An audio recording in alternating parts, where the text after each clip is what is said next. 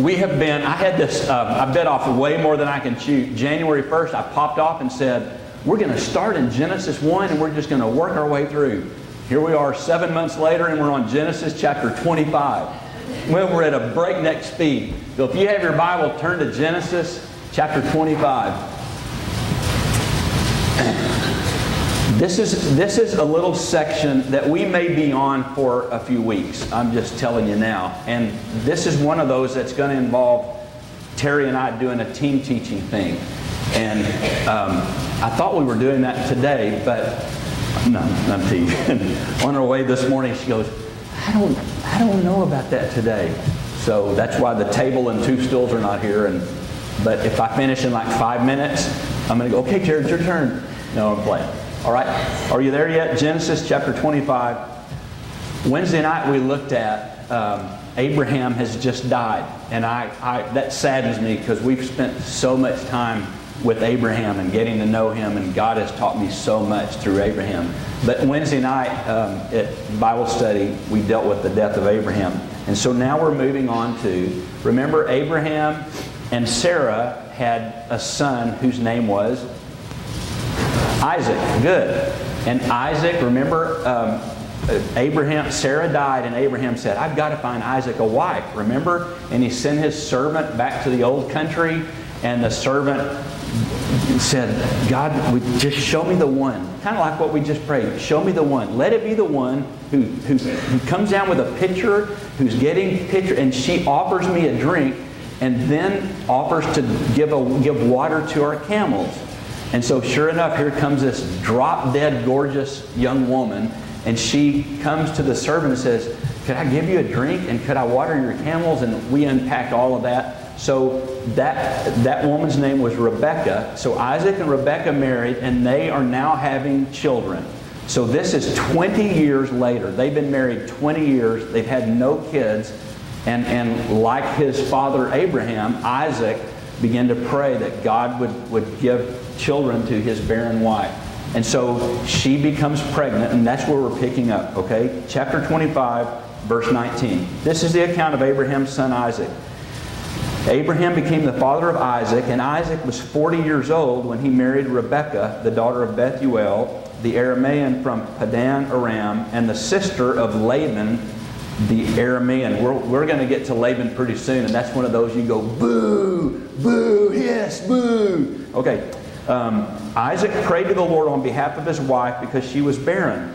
The Lord answered his prayer, and his wife Rebekah became pregnant.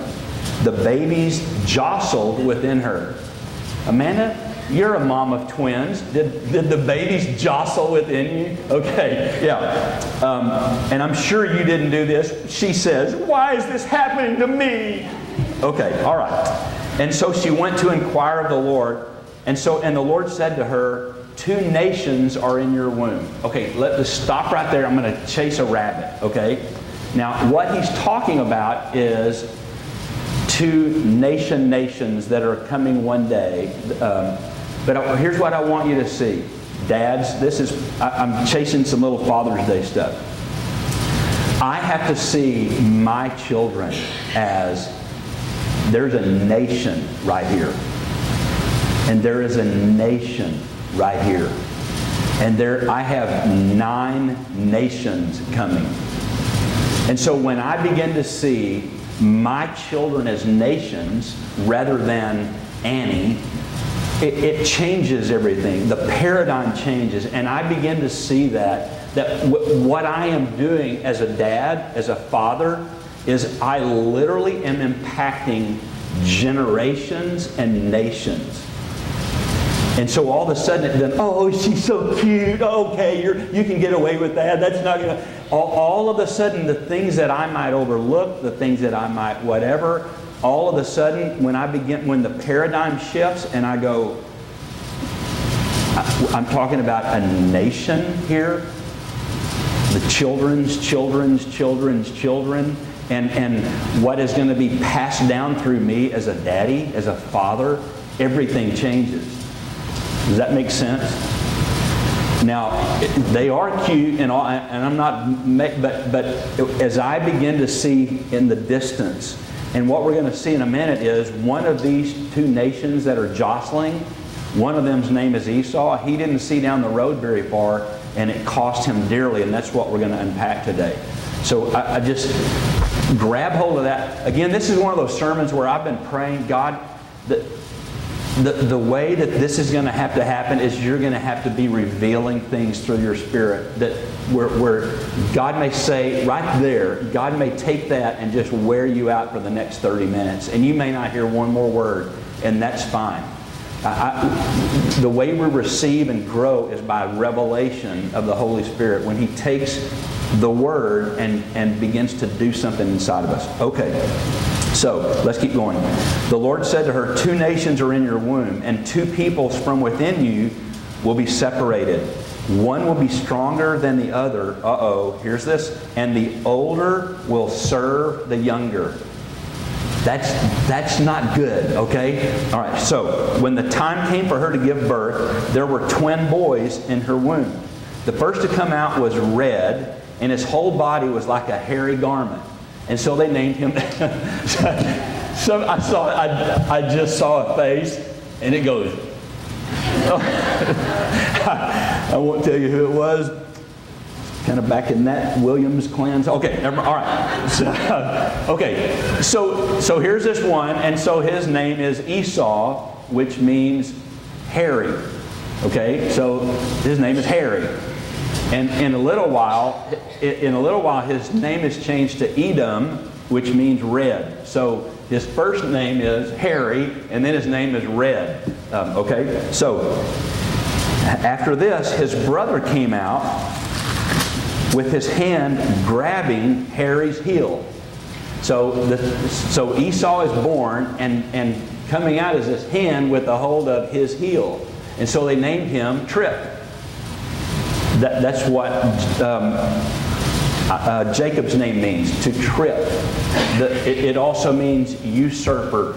And so the picture is, and in fact, I have friends named Red, and we have a friend, the kid's friend, whose name is Trip, which is funny. Okay, so here's Esau and Trip, and what?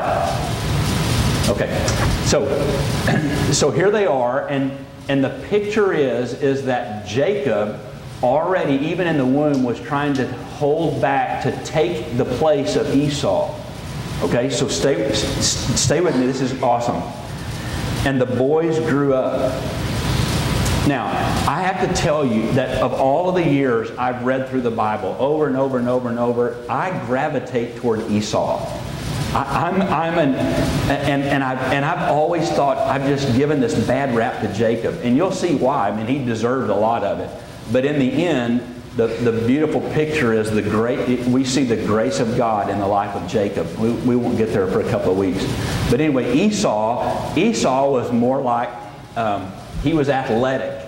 He was strong. He was an outdoors guy. He probably read Outdoor Life and Field and Stream. That's the kind of guy he was. He wore boots and camouflage, and he was a bow hunter, and that's just kind of my interest too. So the way I have read this for years and years and years, I gravitated toward Esau, and I missed some of the things I'm seeing right now.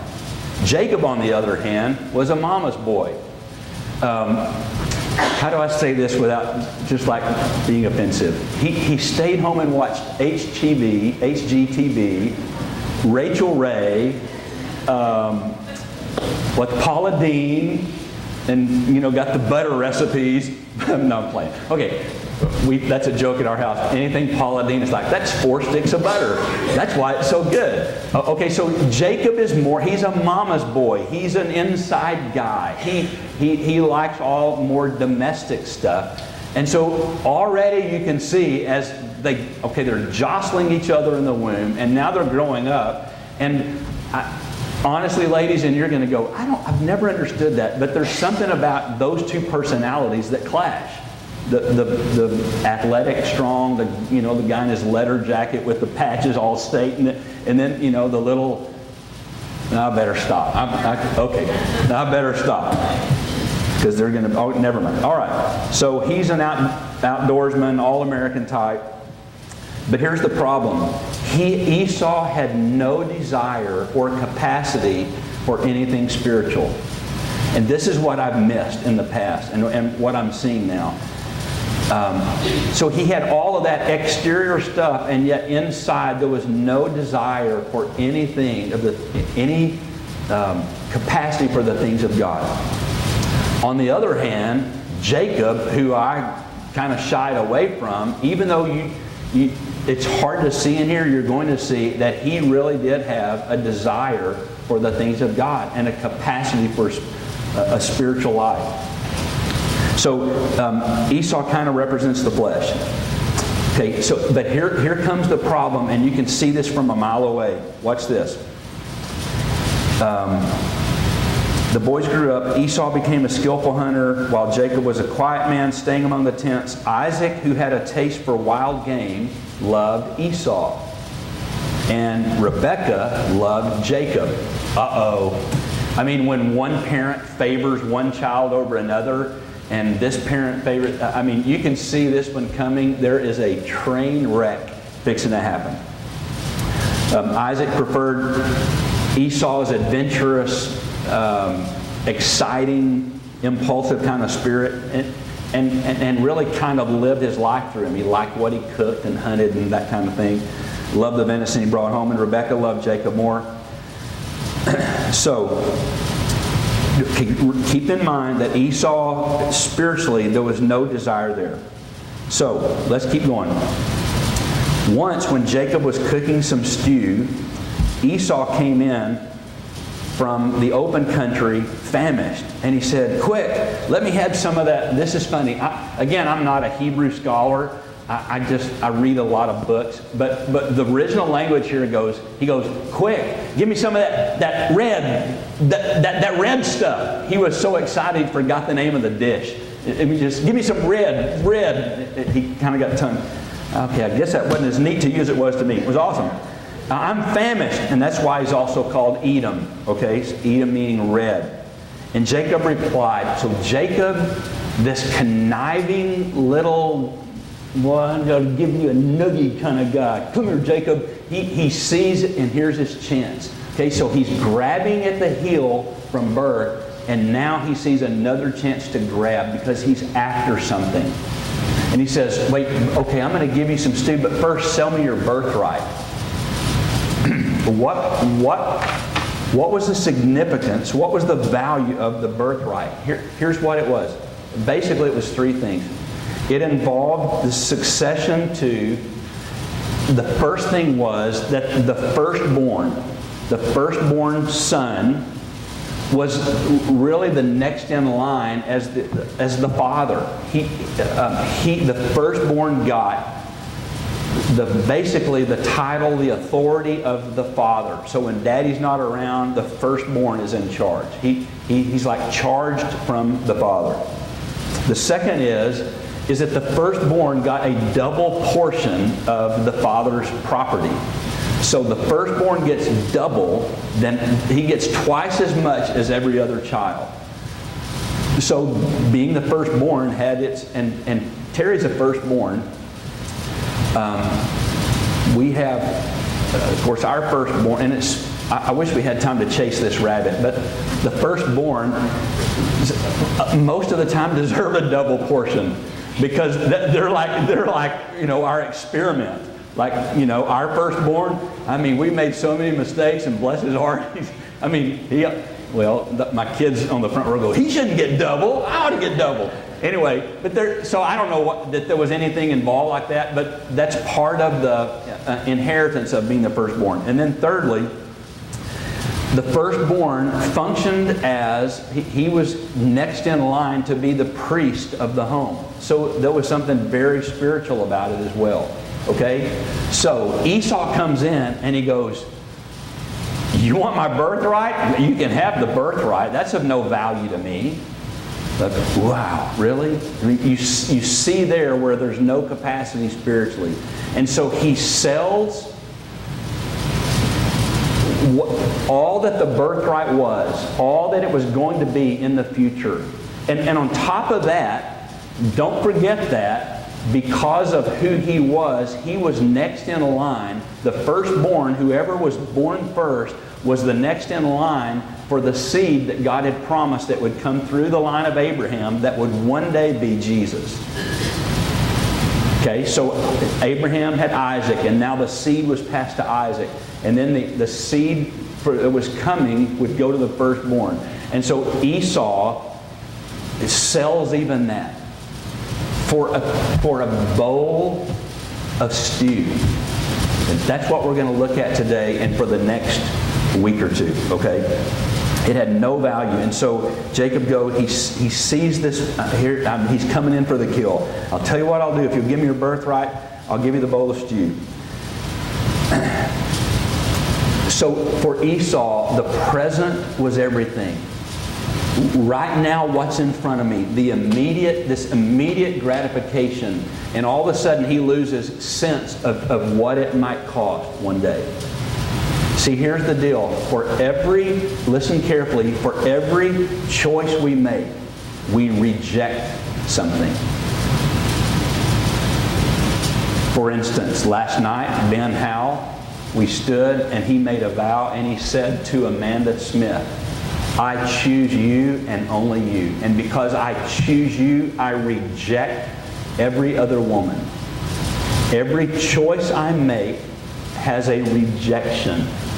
And so when Esau made this choice for this bowl of stew, he rejected the birthright and all that went with it.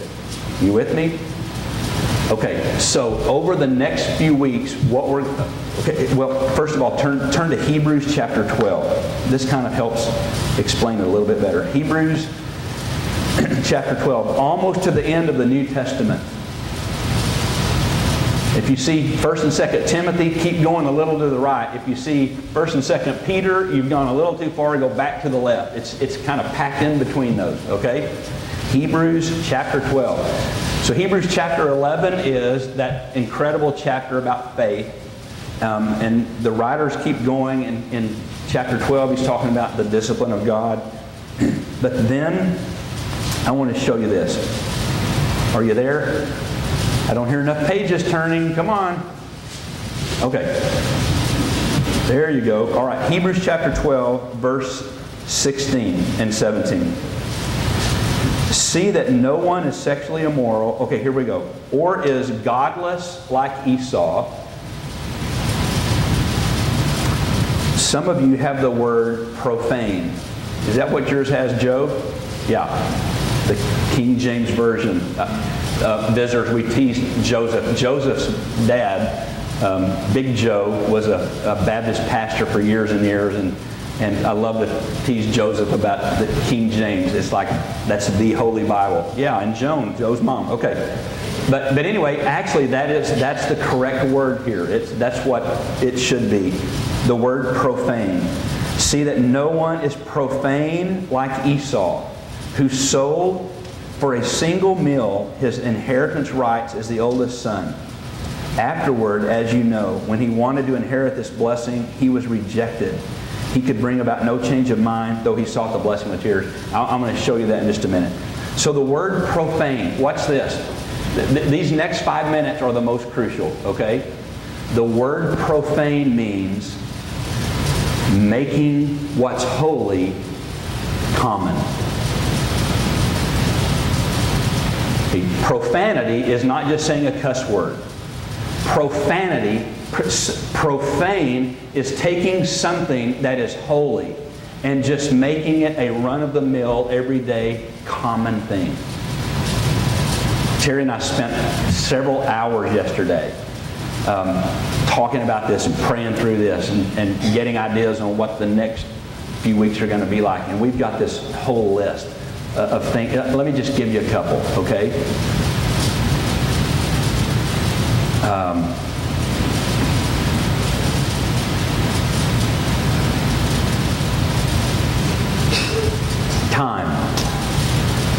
Time is sacred. Time is holy. But when I make time, when I take the sacredness out of it and just waste and throw away and abuse and all of a sudden it's profane. marriage, being a daddy on Father's Day, being a dad, understanding. See, spiritually, that verse we looked at about there are nations, that there are nations here on the front row. That's sacred. But when I just blow that off and make it just common, whatever, then I profane that. Does that make sense? And we'll unpack that more later. Okay. So it's taking that which is sacred and divine and making it every day. So what does it mean when he says, we're almost through, what does it mean when he says in chapter 12, afterwards, as you know? So it's like assuming that we know. Well, we may not know, so let's go look. Go back to Genesis chapter 27. Keep a finger there in Hebrews 12. Genesis chapter 27. I'm going to read this quickly, okay? So just try to follow along with me or listen as I read quickly. When Isaac was old, okay, so here's Daddy. When Isaac was old and his eyes were so weak that he could no longer see, he called for Esau, his oldest son. Now, okay, so I know you've heard this story, some of you, 1,000 times, but in light of what you've heard, pretend that this is your first time to hear it, okay? Pretend that this is your first time to read it. So Isaac's old, and Esau, he calls for Esau, his oldest son. And he says to him, "My son?" And he answers, "Here I am." And Isaac said, "I'm now an old man and don't know the day of my death. Now then, go get your weapons, your quiver and your bow, and go out and kill some wild game and make something that I like before I die." Verse 5. Rebecca was listening from the other room. Remember, she's got her little pet boy, right? And she's not real fond of Esau, and she's listening in. Now Rebecca was listening as Isaac spoke to his son. When Esau left to hunt game and bring it back, Rebecca runs to her son Jacob. "Look, I overheard your father say to your brother Esau, 'Bring me some game, prepare me some tasty food, that I may give you my blessing in the presence of the Lord before I die. Now, my son, listen, do what I tell you to do. Go out to the flock and bring me 2 choice goats so I can prepare tasty food for your father just the way he likes it. And then you're going to take it into your father. That way he's going to give you the blessing." Jacob said to Rebekah, "But my brother is a hairy man, and I'm a man with smooth skin." Okay, never mind. "And what if my father touches me? I would appear to be tricking him, or would rather bring a curse on myself rather than a blessing." His mother said, "Okay, let the curse fall on me." Bless her heart. Wow. No, you see where he gets his conniving from. "Just do what I say. Go get them for me." She's kind of bossy now. So he went and got them and brought them to his mother, and she prepared some tasty food just the way his father liked it. And Rebekah took the best clothes of Esau, her older son, which she had in the house, and put them on her younger son Jacob. She covered his hands and the smooth part of his neck with goat skin. So she makes some skin gloves and like a hairy chest neck. All right. And she handed to her son Jacob the tasty food and bread she had made. He went to his father and said, My father? "Yes, my son. Who is it?" And Jacob said, "I'm Esau, your firstborn. I have done as you told me. Please sit up and eat some of my game so that you may give me your blessing." You can hear this like he's hurrying it up. Like, I got to pull this off real fast. And Isaac said to his son, How did you find it so quickly, my son?" "The Lord your God gave me success," he replied. Then Isaac said to Jacob, Come near so I can touch you, my son, to know whether you really are my son Esau or not." Jacob went close to his father Isaac, who touched and said, "The voice is the voice of Jacob, but the hands are the hands of Esau." I'm sorry, I get carried away here. Oh, I just lost my place. "Oh, he did not recognize him, for his hands were hairy like those of his brother, so he blessed him." Oh man, the blessing was a big deal. We're going to get into, those of you readers, if you can start reading ahead by buying the book called The Blessing by Chuck Swindoll. Okay, anyway. "Are you really my son Esau?" he asked. "I am," he replied. Then he said, "My son, bring me some of your game to eat so that I may give you my blessing." Jacob brought it to him and he ate. And he brought some wine and he drank. Then his father Isaac said to him, "Come here, my son, and kiss me." So he went and kissed him. When Isaac caught the smell of his clothes, he blessed. Okay, remember, Rebekah had gotten Esau's clothes. So when he smells the clothes, he says, the smell of my son is like the smell of a field that the Lord has blessed. And now here comes the blessing. May God give you of heaven's dew and earth's richness, an abundance of grain and new wine. I mean, he is putting it on. God, he's asking the favor of God in everything he touches. He's asking for God's favor on him. May nations serve you. Here it is. Remember that when God said when they're jostling in the womb, the older will serve the younger. Well, now here's this blessing on the younger. Many nations serve you, and people bow down to you. Be Lord over your brothers, and may the sons of your mother bow down to you. Oh no. May those who curse you be cursed, and those who bless you be blessed. After Isaac finished blessing him, Jacob had scarcely left his father's presence when, who comes in the door but Esau? Oh, Dad, I got it. You're not going to believe what I shot.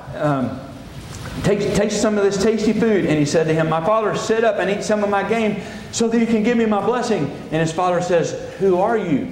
I am your son, your firstborn, Esau. Isaac trembled violently and said, Who was it then that hunted game and brought it to me? I ate it just before you came, and oh no, I blessed him. And indeed he will be blessed. When Esau heard his father's words. Okay, stop right there, listen. I'm going to go back to Hebrews. Listen carefully to verse 17. Afterward, you don't have to read it. Afterward, as you know, when he wanted to inherit the blessing, he was rejected. He could bring about no change of mind, though he sought the blessing with tears. Okay, listen.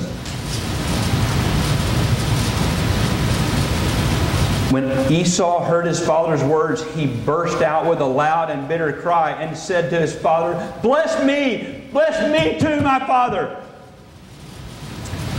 But he said, your brother came deceitfully and took your blessing. And Esau said, isn't he rightly named Jacob, trip, usurper? He has deceived me these 2 times. He took my birthright and now he's taken my blessing. And then he asked, haven't you reserved any blessing for me, Daddy? Isaac answered Esau, I have made him Lord over you. This is the guy I wouldn't want to hack off. Okay? I mean, he's the hairy, all-American bow hunter, okay. And I've made him Lord over you, and have made all of his relatives his servants, and I've sustained him with grain and new wine. So what can I possibly do for you, my son? Esau said to his father, do you have only one blessing, my father? Bless me too, my father. And then Esau wept aloud. God, unbelievable. His father Isaac answered and said, your dwelling will be away from the earth's richness, away from the view of heaven. You will live by the sword, and you will serve your brother. But when you grow restless, you will throw his yoke from your neck. Esau held a grudge, and then he sets out to kill him. Okay, and we'll unpack some of that later. Here's the point. What he's saying is, let's go back. I want a redo. I want a mulligan. I want a chance to do it again. Listen, you know, as well as I know, that many choices we make, have no redo. There's not a mulligan. There's not a way to go back and change stuff. I didn't know. But I didn't know. Why didn't somebody tell me that that not to do that? Why did I have to do that? For every choice we make, we reject something. So if I choose this, what will it cost me?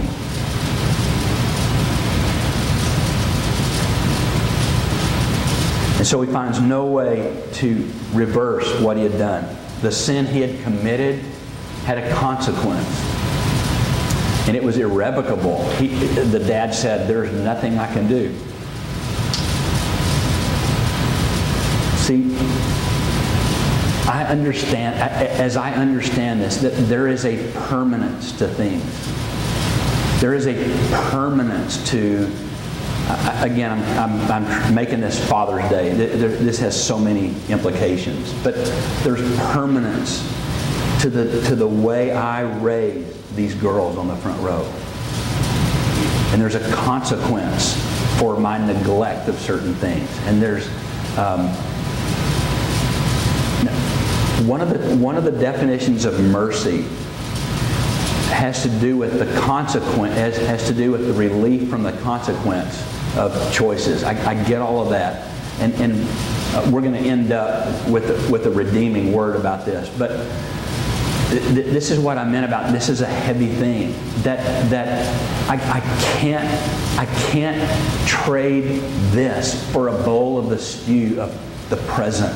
I have to see through the long run. It's a marathon, not a sprint. And dads, some of us live like it's a sprint, and we got stew running out of our mouth. The stew of the urgent, the stew of, I think I'll just do this instead of that. And we have made choices that have incredible consequences. I told you, this is so heavy. It is, and I get that. I don't want to shy away from, because it is the truth. A profane person is one who treats sacred things as though they are common. Okay, so one way to look at it is if the things that I do, but let's look at the other side, the things I don't do. It's like Terry and I are from ranch farm country. And it's like if I'm a farmer and I fail to sow in the spring, then I fail to reap in autumn. When autumn comes and I go, well, where's my crop?